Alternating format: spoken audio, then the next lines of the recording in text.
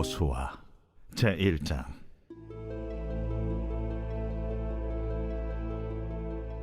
여호와의 종 모세가 죽은 후에 여호와께서 모세의 수종자 눈의 아들 여호수아에게 말씀하여 이르시되, 내 종 모세가 죽었으니 이제 너는 이 모든 백성과 더불어 일어나 이 요단을 건너 내가 그들 곧 이스라엘 자손에게 주는 그 땅으로 가라.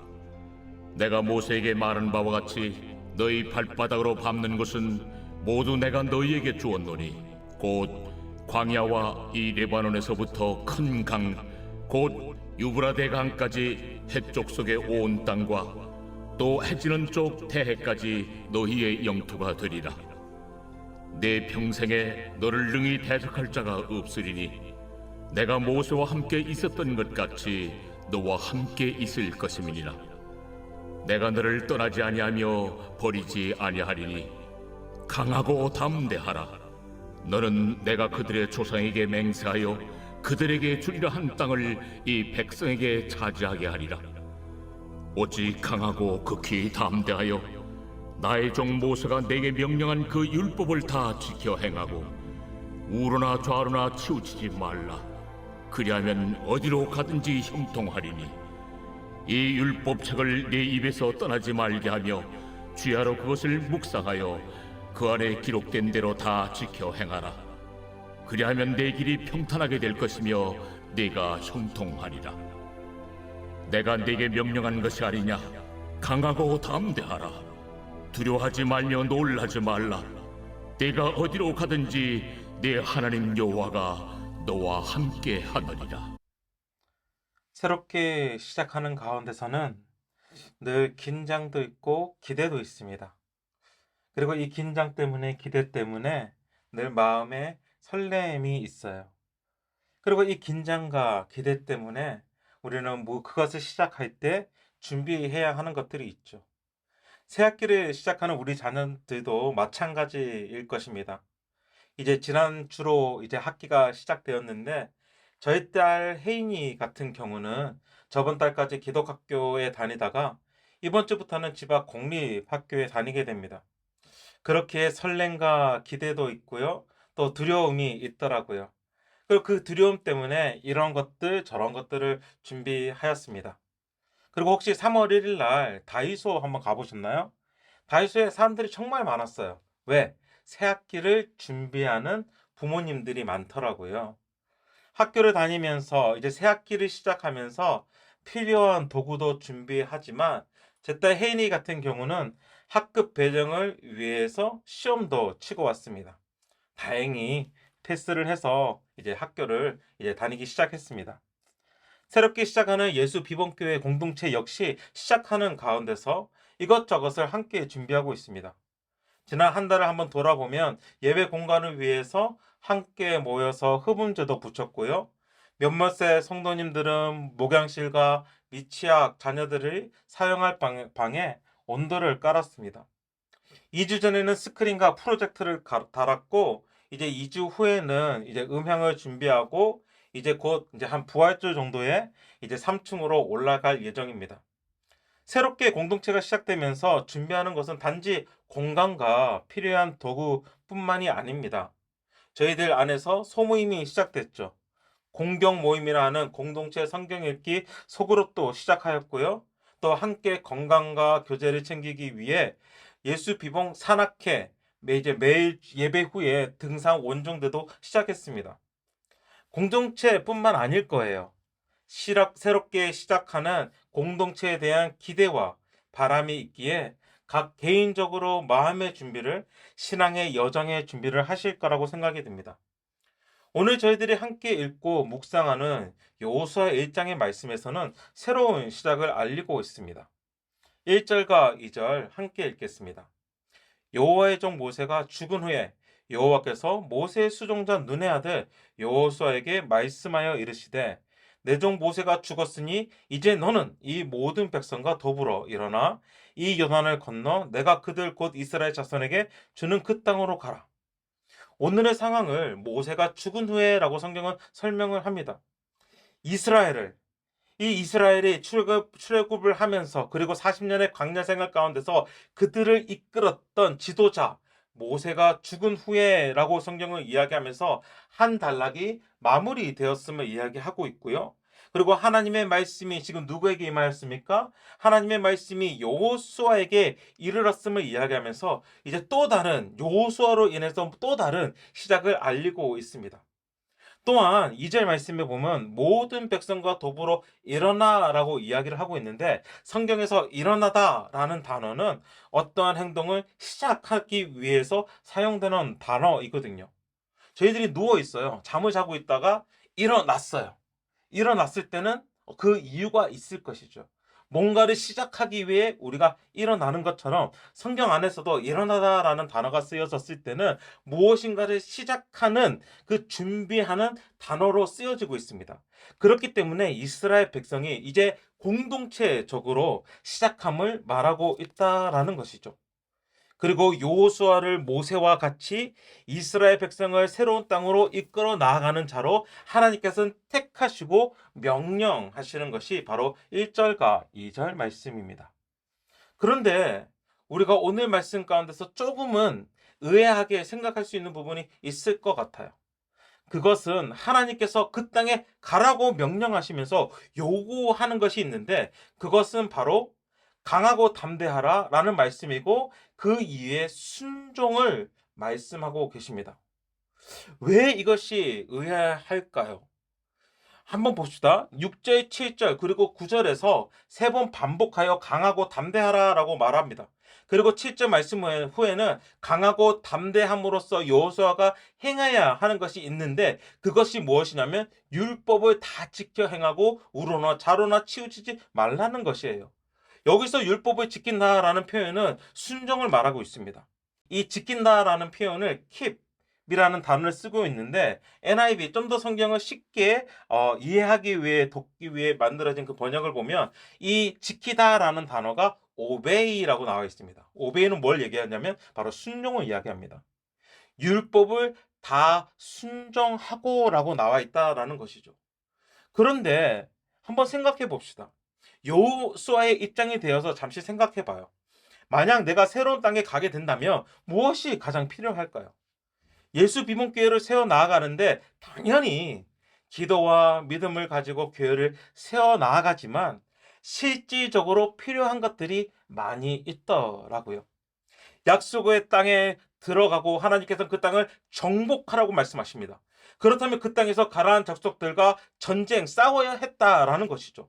그렇다면 그가 실질적으로 필요한 것이 무엇이었을까요? 강력한 무기가 아니었을까요? 강력한 무기를 주시면서 강하고 담대하라라고 말씀하시면 조금은 이해가 가겠어요. 가나안 땅에 들어갈 때를 후기 청동기 시대라고 이야기를 해요. 그렇다면 철로 만든 무기가 있었다면 훨씬 더 좋았겠죠. 칼싸움을 하다가 구리로 청동으로 만든 칼과 철기로 만든 칼이 부딪히면 어떻게 됩니까? 청동칼이 무너 깨지기 때문에 당연히 철검을 가진 자가 승리를 하겠죠. 혹시 옛날 주몽이라는 드라마 기억하십니까? 그때 대장장이었던 이계인이 계속해서 개발하려 했는 것이 무엇인지 기억하십니까? 바로 강철검이었어요. 좀 더 요즘식으로 이야기한다면 엑스칼리버라고 얘기하면서 전 정말 전설의 검을 주시면서 하나님께서 내가 이 칼을 이 전설의 칼을 이 강철검을 너에게 줄 테니까 강하고 담대하라고 말씀하시면 좋잖아요. 우리 마음 가운데 평안함이 오잖아요. 그리고 그 당시 전투력을 가늠할 수 있는 것이 철병거였습니다. 출애굽할 때 애굽이 강력한 힘을 가지고 있었던 이유는 이 철병거, 이제 성경에서는 뭐라고 표현되냐면 선발된 병거, 특수병거라고 표현이 되는데 이 철병거를 애굽이 가지고 있었어요. 그리고 이스라엘 백성들이 이제 홍해를 건너는 데까지 가잖아요. 그리고 홍해 앞에서 섰을 때에 애굽 군대가 쫓아오잖아요. 그때 사용되었던 특별한 특수병거, 선발된 병거가 바로 이 철병거였습니다. 그리고 이제 여호수아 말씀을 쭉 살펴보면 가나안 땅의 전투력이 강하다라고 표현될 때 어떤 말씀이냐면 그들에게 철 병거가 있었더라라고 표현하고 있어요. 그렇다면 하나님께서 여호수아에게 철로 만든 병거를 주시면서 너 이거 타고 다니면서 싸워라. 그리고 강하고 담대하라 라고 말씀하셔도 되잖아요. 그런데 하나님은 그러지 않으십니다. 오히려 강하고 담대하라라고 말씀하시면서 율법책을 말씀하고 계시고 그 말씀을 지키라고 말하십니다.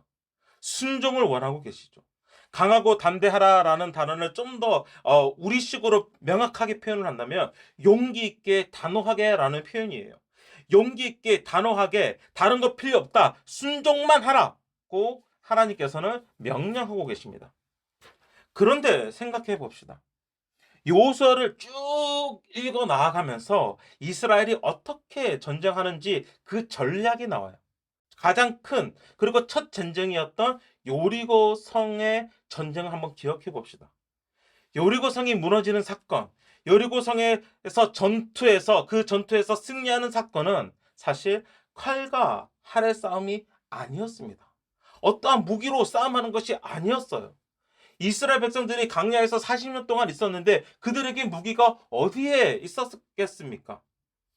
그런데 여리고성은 정말 견고한 성이었습니다. 성벽이 2개나 쌓은 견고한 성읍이었어요. 그렇지만 하나님께서는 이스라엘 백성들에게 뭐라고 말씀하십니까? 걸으라고 말씀하세요.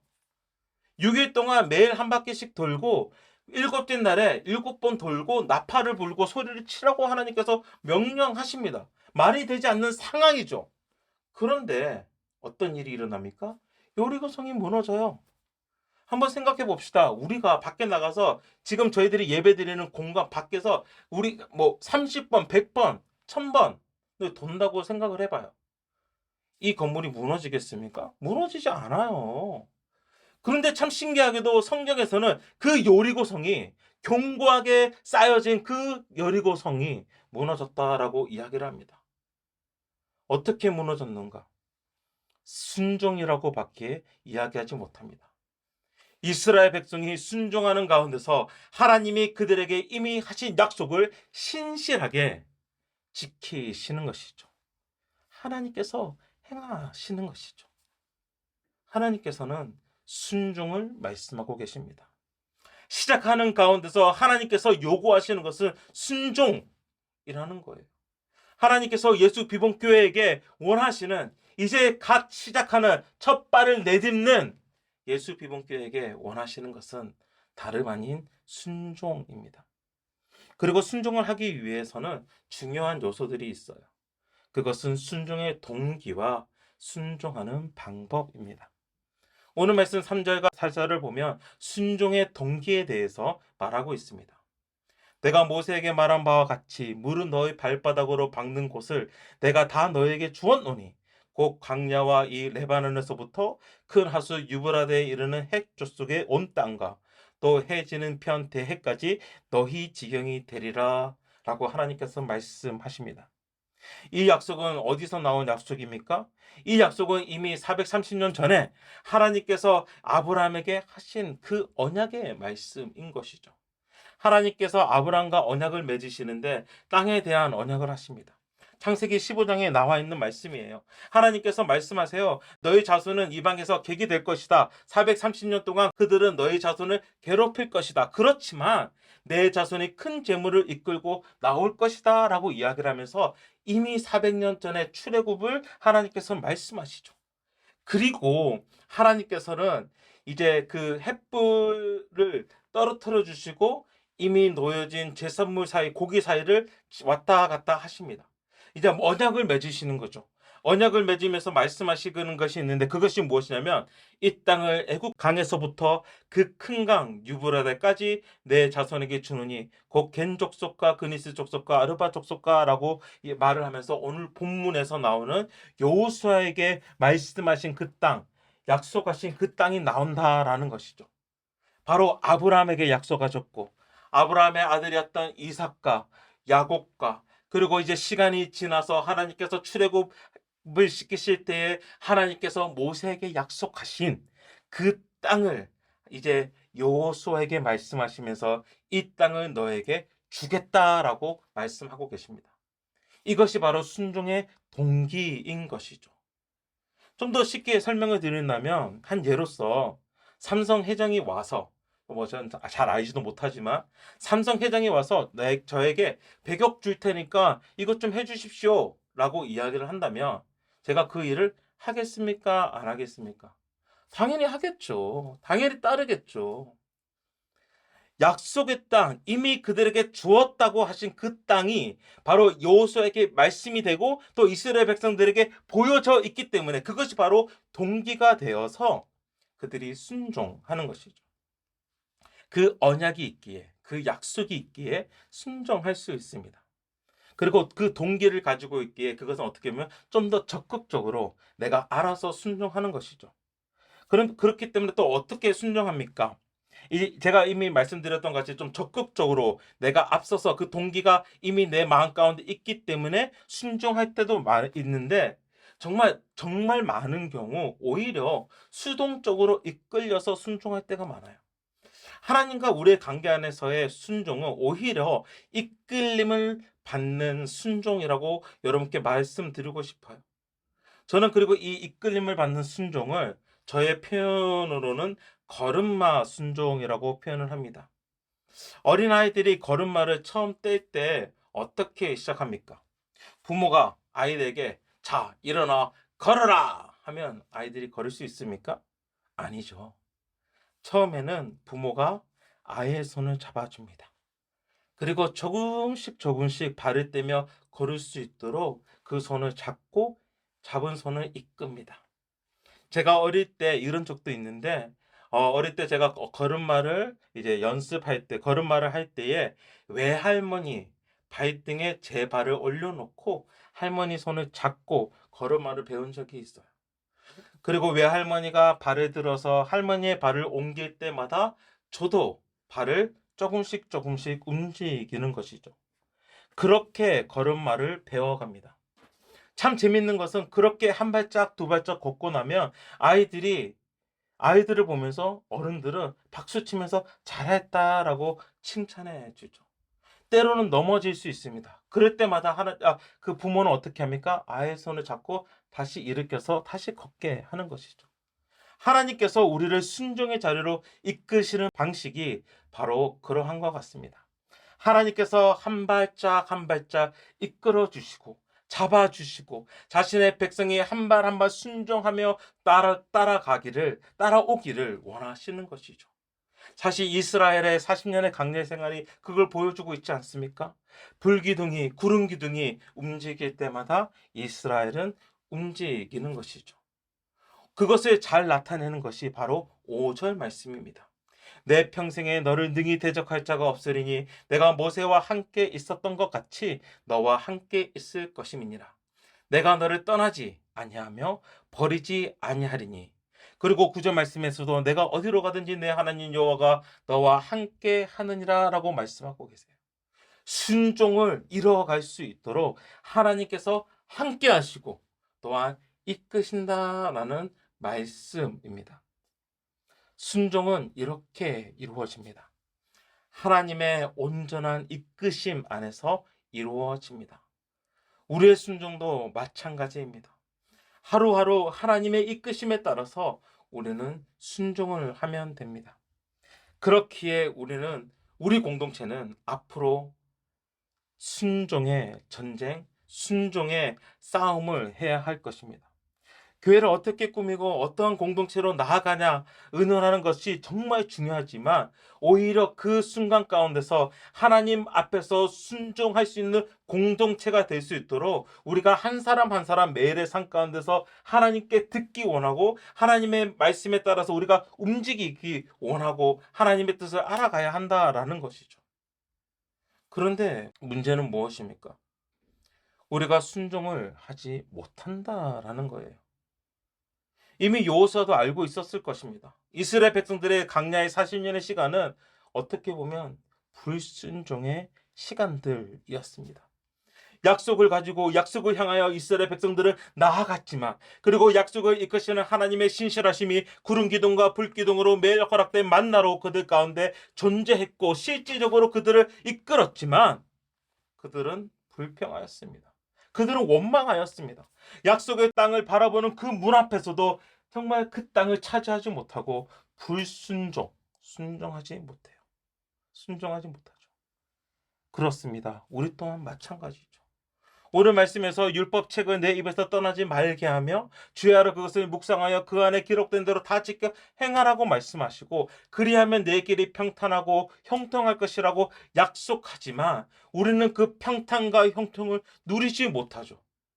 여기서 말하는 묵상은 조용히 나의 마음을 다스리는 시간이 아닙니다. 묵상을 생각하다 보면 우리는 당연히 조용히 내 자신을 비추어 보는 시간이라고 생각할 것 같아요. 이것은 사실 묵상을 동양적인 개념으로만 우리가 익숙하기 때문입니다. 구약에서 묵상의 개념은 오히려 하나님이 누구신지, 하나님이 어떠한 일을 행하셨는지 말씀을 통해 그리고 나의 삶 가운데서 일어나는 현상, 상황들을 통해 하나님께 집중하는 것이 묵상이고 그리고 그것은 단지 나의 머릿속으로만 생각하는 것이 아니라 큰 소리로 행해지는 활동이 바로 묵상이었어요. 그러니까 하나님이 어떠한 분이신지, 하나님이 지금 누구신지, 어떤 일을 하고 계시는지 내 입으로 말하는 것이 묵상이라는 것이죠. 그렇기에 오늘 말씀 가운데서 율법책을 내 입에서 떠나지 말게 하며라는 말씀은 사실 묵상과 관련되어 있는 것입니다. 입으로 계속 선포하는 것이죠. 그런데 확실히 하나님의 말씀이 내 입에 있을 때는 순종을 합니다. 예배를 드릴 때 다 순종할 수 있을 것 같아요. 예배를 드리다가 하나님께서 내게 주신 그런 감동이 있잖아요. 그러면 내가 정말 그것을 해야지라고 생각하는데 하지 못하고 3일이 지나면 할 마음이 생깁니까? 생기지 않죠. 그게 바로 우리의 모습이라는 거죠. 순종하지 못하는 우리의 모습이라는 거죠. 찬양할 때 나의 모든 것을 내려놓을 것 같고 모든 것을 하나님께 드릴 수 있을 것 같지만 사실 그 시간이 지나면 율법책이 나의 입에 있을 때, 가까이 있을 때 그때는 다 순종할 수 있을 것 같은데 우리는 그 율법책을 항상 내 입에 두지 못하죠. 즉 우리는 순종하지 못합니다. 교회 개척을 준비하면서 아무리 주님의 뜻을 묻고 주님의 방법을 구하며 기도하지만 순간순간 어떠한 상황들을 결정할 때 사실 저의 생각이 가장 먼저 앞서고 있음을 봅니다. 그것을 어떻게 할까요? 나의 의견이나 생각이 다른 부분이 있으면 사실 기분이 상하거나 섭섭하거나 속에서 올라올 때가 있습니다. 한규수 목사님과 제가 아무리 뜨거운 사랑을 한다 해도 서로 이야기를 하면서 틀어지는 부분들이 있고요. 서로 이야기를 하면서 섭섭한 점이 있어요. 자연스럽게 생기더라고요. 근데 그때는 하나님께 묻지 않고 내 머리로 나의 경험으로 먼저 대답했기 때문인 것을 알게 됩니다. 이미 저의 지식과 생각, 경험과 이미 몸과 생각 안에 익숙해져 버린 전통들이 오히려 하나님 앞에서 불순종하게끔 한다라는 것이죠. 전통이 나쁘다라고 말하는 것이 아니라 전통 때문에 하나님께 묻지 않고 그것이 당연하다는 듯이 그리고 익숙해서 쉽게 가려 하는 저의 마음이 이미 불순종을 택한 것이죠. 그렇지만 오늘 말씀 가운데서 은혜를 발견하고 복음을 찾습니다. 6절 말씀 같이 한번 읽도록 하겠습니다. 강하고 담대하라. 너는 내가 그들의 조상에게 맹세하여 그들에게 주리라 한 땅을 이 백성에게 차지하게 하리라. 오늘 말씀에 보면 강하고 담대하라라고 말씀하시는 대상이 보여지고 있는데 이 대상은 율법을 지켜 행하는 대상은 이스라엘 모두가 아닌 결국 이게 복수 여러 명이 아닌 너는 단수 한 사람임을 이야기하고 있어요. 여호수아 한 사람을 통해 하나님께서는 약속의 땅으로 이스라엘 백성을 인도하여 들어감을 보여주고 있다라는 것이죠. 그 한 사람, 이 강하고 담대히 하나님의 말씀을 지키는 한 사람을 통해서 하나님께서는 그를 통해 이스라엘 백성을 내가 약속한 땅으로 들어가게 하겠다라고 말씀하고 계십니다. 즉 하나님께서는 당신의 종, 이제 1장 1절에 보면 하나님 여호와의 종 모세라는 표현이 나오는데, 하나님께서는 당신의 종 모세를 통해서 애굽에서 이스라엘 백성들을 구원하시고 광야의 40년의 시간을 이끄셨듯이, 그리고 중간중간 가운데서 이스라엘 백성들이 하나님 앞에서 범죄하여 하나님께서 그들을 완전히 쓸어버리시려고 하는 진노가 있지 않습니까? 그 가운데서도 모세가 하나님께서 이 백성들을 애굽 땅에서 구원하여 주시고 약속의 땅으로 이끌어 가시기를 원하시는데, 만약 하나님께서 이들을 치시면, 멸절하시면 이 세상의 사람들이 하나님을 보고 무엇이라고 얘기하겠습니까? 라고 이야기하면서 중보하는 가운데서 모세를 통해서 40년의 시간을 통과하게 하시잖아요. 결국은 하나님의 여호와의 종 모세를 통해서 구원하실 뿐만 아니라 광야의 시간을 통과하게 하셨는데, 이와 같이 이제 새로운 여호와의 종 여호수아, 1절에서는 모세의 수종자라고 여호수아를 표현하지만 나중에 여호수아 제일 마지막 장 24장 끝 부분에 가면 여호수아를 여호와의 종으로 표현하고 있거든요. 그러니까 이제 또 다른 하나님의 종, 이 여호와의 종 여호수아를 통해서 하나님의 백성에게 그 약속의 땅을 주시겠다, 가나안 땅으로 인도하시겠다라고 말씀하시는 것이죠. 그리고 이 말씀은 우리에게 영원하고 궁극적인 여호와의 종을 보여주시죠. 그리고 그 여호와의 종, 하나님의 종을 통해 우리는 영원한 구원을 맛보게 되고 영원한 하나님 나라에 들어가게 되는 것이죠. 바로 그분이 예수님입니다. 이 예수님은 강하고 담대함으로 용기와 단호함을 가지고 하나님의 말씀을, 그 율법을 완전히 지키신 분이십니다. 이분은 우로나 좌로나 치우치지 않고 하나님의 약속을 온전히 이루신 분이시며, 두려워할 수밖에 없는 상황 가운데서, 놀랄 수밖에 없는 상황 가운데서 담담히 그리고 담대히 하나님의 길을 가신 분이십니다.